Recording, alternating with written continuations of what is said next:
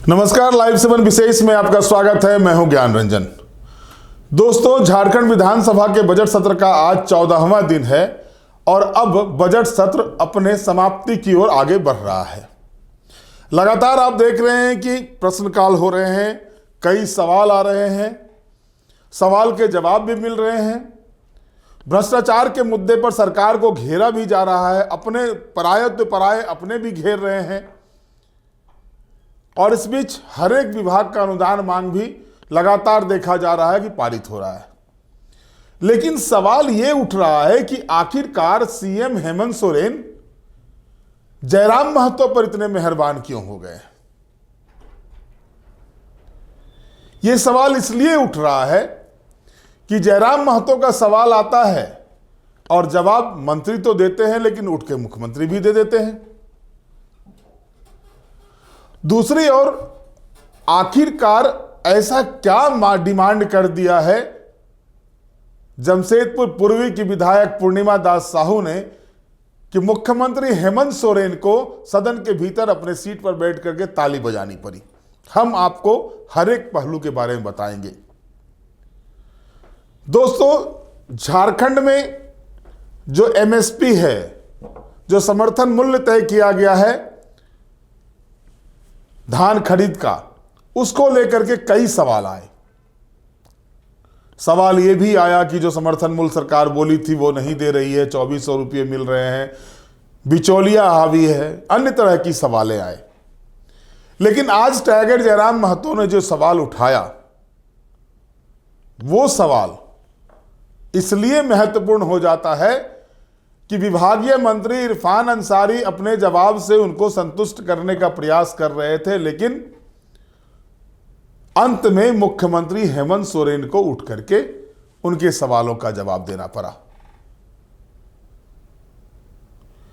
क्या था जयराम महतो का सवाल, क्या उसका जवाब मुख्यमंत्री ने दिया, इरफान अंसारी क्या जवाब दे रहे थे, और वहीं दूसरी ओर पूर्णिमा दास साहू ने सदन में महिलाओं के लिए क्या डिमांड कर दी, आप पहले सुन लीजिए। सीधा था लेकिन बड़ा गोल मटोल जवाब दिया गया है। मेरा प्रश्न था कि क्या यह बात सही है कि किसानों द्वारा खरीदे गए फसलों की राशि का भुगतान किस्तों में किया जाता है, और यदि किस्तों में किया जाता है और भुगतान में देरी होती है तो क्या ब्याज सहित राशि का भुगतान सरकार करेगी।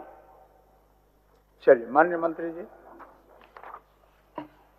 सर एक बार फिर से सर बता दीजिए। हाँ मंत्री महोदय, मेरा प्रश्न ये है कि जो निर्धारित जयराम जी बट हम बता देते, किसान को जो आप समर्थन मूल्य देते हैं, समर्थन मूल्य का जो पैसा है, अगर देर से, अगर विलंब से अगर भुगतान होता है, तो क्या उसमें इंटरेस्ट आप देंगे? यही ना? ठीक है, बोलिए अध्यक्ष महोदय। जी बोलिए। सर निश्चित तौर पर महोदय, अगर कहीं लगेगा कि हम लोग, क्योंकि किसानों का अगर हक हम लोग मार रहे हैं, तो निश्चित तौर पर इंटरेस्ट देंगे महोदय, ऐसी कोई बात नहीं है। मैं कहना चाहता हूँ महोदय, जो प्रश्न इन्होंने किया है कि किसानों का प्रथम फेज में जो हम लोग चावल धान लेते हैं महोदय, जब क्रय लेते हैं तो 50% हम लोग देते हैं ऑन द स्पॉट और 50% हम लोग बाद में देते हैं। इसका कारण है महोदय कि अगर हम एक टाइम अगर हम पेमेंट कर देंगे तो बिचौलिए लोग हावी हो जाएंगे, किसान को उसका सही लाभ नहीं मिलेगा महोदय। इसको देखते हुए हम लोगों ने निर्णय लिया है कि पहले हम किसानों को 50% देंगे, उसके बाद महोदय जब धान हमारे जाएगा तो मिल में जाएगा, वहां से जब साफ चावल आएगा महोदय, उसके बाद 50% हम लोग दे देंगे महोदय। तो सरकार अच्छा काम करना चाहती है महोदय, हमारी सरकार किसानों की सरकार है महोदय, मुख्यमंत्री जी का सोच यही है महोदय। और जयराम जी। मंत्री महोदय, जब माननीयों का वेतन एक मुश्त एक किस्त में आता है तो किसानों को अगर आप किस्तों में देंगे तो किसानों का परिवार, उनकी आर्थिक स्थिति, उनके जो फसल का मूल्य उसी पे निर्भर करता है। अतः हमें लगता है कि विभाग को दुरुस्त करने की आवश्यकता है। अगर खामियां है तो उन्हें दुरुस्त करें, क्योंकि एक किस्त में अगर उनको मूल्य दिया जाएगा तो बेहतर होगा। और प्लस जो आपका पैक्स और लैम्स का मामला है, हम यहाँ बैठकर, चूंकि आपकी फाइलों को ऐसी कमरों में जवाब का उत्तर दिया जाता है, लेकिन धरातल पर अगर आप देखेंगे तो बिल्कुल ठीक इसके विपरीत है जो आप जवाब दे रहे हैं महोदय। पूरक पर आइए। देखिए, मेरा पूरक यही अध्यक्ष महोदय कि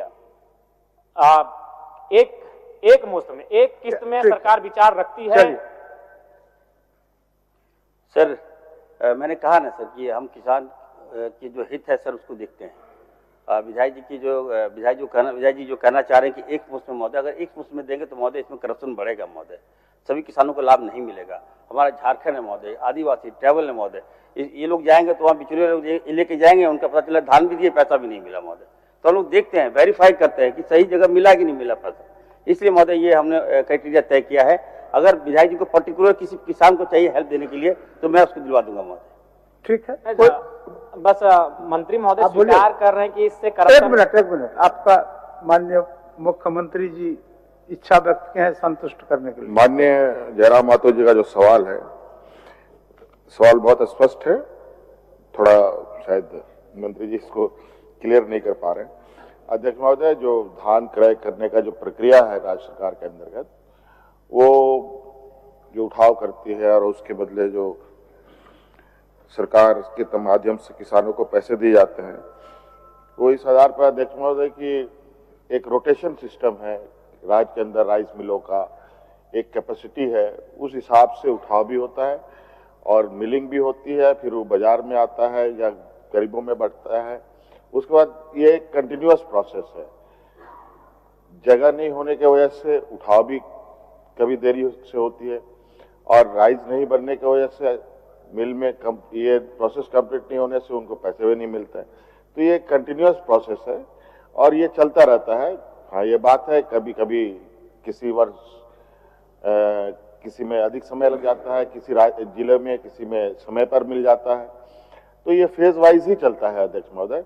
हाँ, ये बात जरूरी है, ये फेज वाइज को खत्म करने की दिशा में राइस मिल की संख्याएं बढ़ाई जा रही है और जितना अधिक राइस मिल यहाँ लगेगा अध्यक्ष महोदय, उतना तेजी से उठाव भी होगा और समय पर लोगों को पैसे भी मिल जाएंगे। चलिए महोदय, हम जो शून्यकाल को लेकर कह रहे हैं महोदय, शून्यकाल के लिए जब हम रात में आते हैं तो मैं 2 टाइम से आ रही हूँ महोदय, दोनों बार जो शून्यकाल में पीछे हो जाना पड़ रहा है। वजह यह है कि 12 बजे बोला गया था, फिर उसके बाद वो 11 बजे तक पूरे 30 जो है आवेदन आ जाते हैं शून्यकाल के।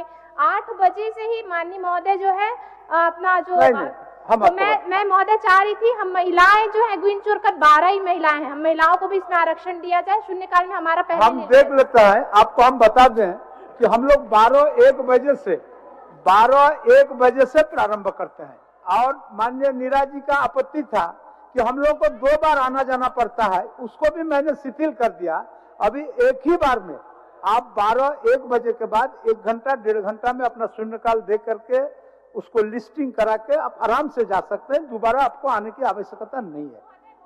8 बजे से माननीय महोदय आके जमा कर देते हैं। नहीं मैं चाह रही हूँ माननीय सदस्य 5 बजे आ जाए, उससे कोई फर्क नहीं पड़ता है माननीय सदस्य। 12 बजे आके साइन करना पड़ता है। लेकिन सचिवालय का जो पदाधिकारी वहाँ पर डिप्यूट है वो 12-1 के बाद ही स्टार्ट करते हैं। रिक्वेस्ट है महोदय, हम विपक्ष में 4 ही महिलाएं हैं, हम महिलाओं को जो है शून्यकाल में आरक्षण दिया जाए।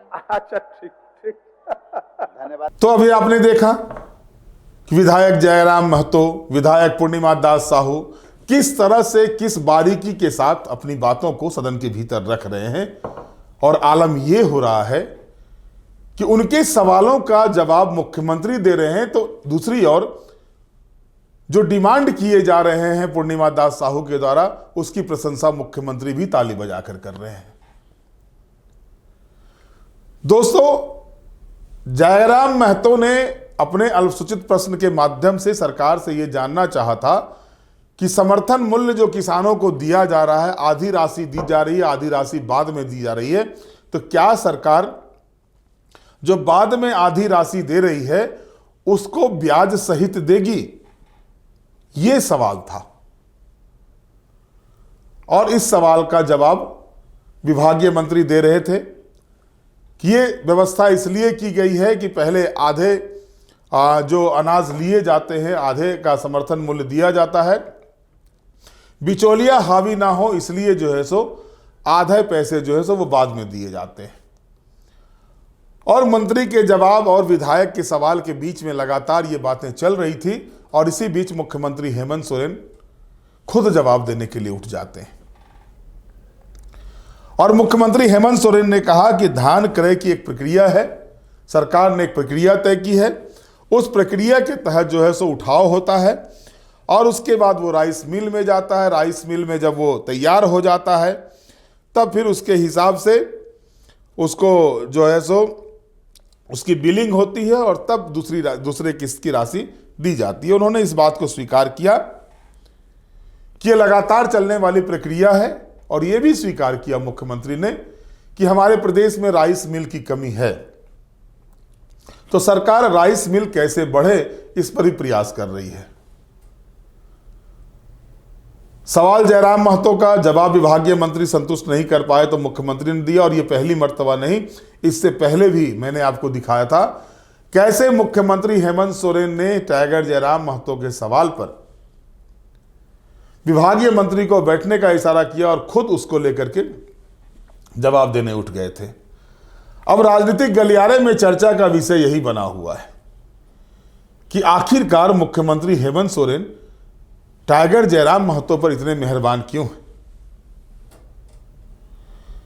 क्योंकि जो स्थगित प्रश्न कल आए थे, कल जो मैंने आपको विशेष में दिखाया था, जो भ्रष्टाचार के मामले आए थे, उस मामले पर कल भले ही मुख्यमंत्री बंशीधर उत्सव का उद्घाटन करने के लिए गढ़वा गए हुए थे, लेकिन 5 मार्च को जब यह प्रश्न आया था उस समय मुख्यमंत्री सदन के भीतर थे। सत्ता पक्ष के एक नहीं 4 विधायकों ने भ्रष्टाचार के मामले में सरकार को घेरने का प्रयास किया था। उस समय मुख्यमंत्री उठ करके इस सवाल का जवाब नहीं देते हैं, लेकिन टाइगर जयराम महतो का सवाल आता है और मुख्यमंत्री खुद जवाब देते हैं। आखिर इसके पीछे की रणनीति क्या है, इसके पीछे की राजनीति क्या है, यह भी देखना होगा। पूर्णिमा दास साहू का डिमांड क्या था? पूर्णिमा दास साहू ने डिमांड किया कि शून्यकाल की जो सूचना देने का समय निर्धारित किया गया है उसमें महिला विधायकों को परेशानी हो रही है। यह सूचना कल भी नीरा यादव जो वरिष्ठ विधायक हैं भारतीय जनता पार्टी की, उन्होंने भी स्पीकर से डिमांड किया था कि जो रात का समय है उसको सुबह कर दिया जाए, और उसे खारिज कर दिया गया था। लेकिन उसी चीज को जिस सलीके के साथ पूर्णिमा दास साहू ने उठाया वो क्या था? उन्होंने कहा कि महिला विधायकों को परेशानी होती है, लोग 11 बजे से ही आकर के लाइन में खड़े रहते हैं। स्पीकर रविंद्रनाथ महतो ने इस मामले पर कहा कि कल ही नीरा यादव ने भी इस पर व्यवस्था का प्रश्न उठाया था और उनको जवाब दे दिया गया था। 12:01 से रात्रि में शून्यकाल लिए जाते हैं और 1:30 बजे तक वो लिया जाता है। सचिवालय के पदाधिकारी कर्मचारी वहां पर डेप्यूट किए गए। और जब पूर्णिमा दास साहू ने देखा कि अब मामला ऐसे नहीं बनने वाला है, तो पूर्णिमा दास साहू ने तपाक से कह दिया कि अध्यक्ष महोदय, शून्यकाल में महिला विधायकों को आरक्षण दिया जाए। हम लोग 12 महिला विधायक चुन के आए हुए हैं, महिला विधायकों को आरक्षण मिलना चाहिए। जो समय निर्धारित किया गया है वो महिलाओं के लिए उपयुक्त नहीं है। और इस डिमांड को, ये जो सूचना के आधार पर जो मांग सदन के भीतर पूर्णिमा दास साहू ने की, मुख्यमंत्री हेमंत सोरेन उनकी प्रशंसा में ताली बजाए बिना रुक नहीं पाए। और मुख्यमंत्री ही नहीं, पत्रकार दीर्घा से मैं देख रहा था कि इस विषय को लेकर के कल्पना सोरेन भी, लुइस मरांडी जो सीनियर विधायक है वो सहित अन्य विधायक जो महिला विधायक थी हाउस के अंदर, चूंकि विपक्ष की महिला विधायक जो पत्रकार कक्ष दिया गया उधर से पूरी तरह से दिखाई नहीं देती है, लेकिन विपक्ष की जो अन्य महिला विधायक थी, चाहे वो सविता महतो हो, श्वेता सिंह हो, ममता देवी हो, सभी ने इस बात की सराहना की। अब सवाल ये उठ रहा है, मूल विषय पर जब हम आते हैं, मूल विषय क्या है कि आखिर मेहरबानी जयराम पर क्यों? तो दोस्तों, सवाल यह है कि जयराम महतो भले ही 1 सीट लेकर आए, लेकिन उन्होंने दिखा दिया कि कुर्मी बहुल विधानसभा क्षेत्रों में उन्होंने अपनी क्षमता का परिचय दिया। 10,90,000 वोट विधानसभा चुनाव में जयराम महतो की पार्टी JLKM को आया है। लोकसभा चुनाव में 8.5 लाख वोट आए थे। सीटें भले ही जयराम महतो ने 81 में से 1 सीट जीता, लेकिन कई सुरमाओं को नाकों तले चने दबाने पर मजबूर कर दिया। और इस बात का आकलन हेमंत सोरेन भी कर रहे हैं। हेमंत सोरेन को पता है कि सुदेश महतो यानी आजसू पार्टी उनके साथ नहीं आ सकती है। महतो वोट बैंक बड़ा वोट बैंक है और इस वोट बैंक को पर अगर देखा जाए तो जयराम महतो ने अपनी उपस्थिति दिखा दी है महतो वोट बैंक पर, कुड़मी वोट बैंक पर। जैसे उस दिन कुड़माली भाषा को लेकर के जयराम महतो ने सवाल किया था, उसी का जवाब मुख्यमंत्री ने दिया था। आज किसानों से जुड़े मामले का सवाल किया, उस पर ही मुख्यमंत्री खड़े होकर के जवाब देते हैं। राजनीति के अंदर जो राजनीति चल रही है, जो एक रणनीति चल रही है, वो रणनीति है कि जो झारखंड मुक्ति मोर्चा का गुरुजी के समय से परंपरागत वोट था, यानी ट्रिपल एम, महतो, माझी और मुस्लिम, इस ट्रिपल एम को और कैसे मजबूत किया जाए, उसमें अगर एक बड़ा पिलर साबित हो सकता है तो वो जयराम महतो है। और इस बात को मुख्यमंत्री समझ रहे हैं और कहीं मेहरबानी इसके पीछे यही तो नहीं है, ये देखना दिलचस्प होगा।